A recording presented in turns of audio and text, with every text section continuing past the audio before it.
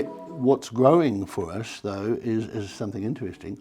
Because of my science background and because of a serendipitous observation 14 years ago, when I made a German-style Cabernet Riesling, every woman in the room commented positively about how nice it was to have a 8 to 9% lower alcohol good wine.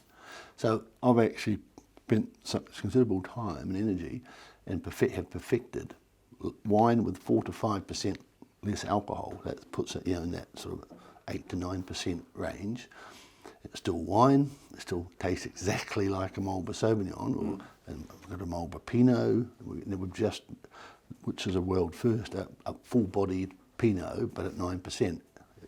Technically quite difficult to do, but we've achieved it. And that is now over 50% of our production in a very short time, because the world wants good wine with less alcohol, just as it wants good beer with less alcohol, or good steak with less fat, but still has to have that lovely taste and flavour of a ribeye over a fillet steak, if you know what I mean. Mankind loves his luxuries, prepared to give up the vices within them, like alcohol, somewhat, but still doesn't want to lose the fact that you can drink a damn fine wine. And so, taking 30 to 40% of the alcohol away and having it undetectable and doesn't compromise the wine has become a very attractive proposition for the premier end of the wine world around the premier supermarkets.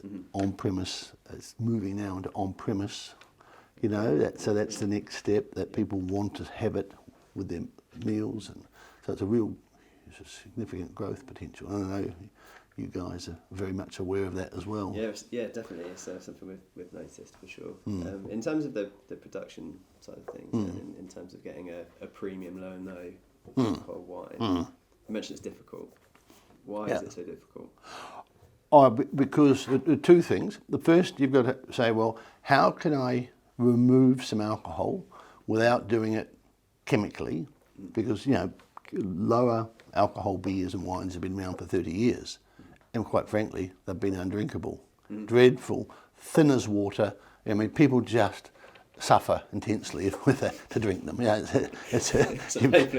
got to be a masochist. Let's face it. Up till very recently, so the technique I've discovered is that I looked at the plant and looked at the 15 leaves on a shoot that ripened a bunch of grapes, and dissected out which of those leaves make most sugar in the ripening phase, and understood that. And then what I do at a selective time of the year, specific time, remove just 3 of the 15 leaves, 3 or 4, and that's enough to slow the plant's sugar-making ability as it ripens, but it doesn't stop the flavour, biosynthesis developing, the acid drop you need so that your mouth the roof of your mouth isn't taken off by the high acid, and the pip and the skin, which are very bitter when you chew an unripe grape, become softer.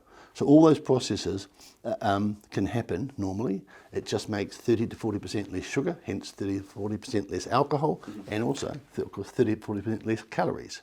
So there's a double whammy. There's a bit of health benefit. Win-win. There's the fact that you can have a second glass and feel just as good, or you can have a glass and drive your car. All those social reasons are great.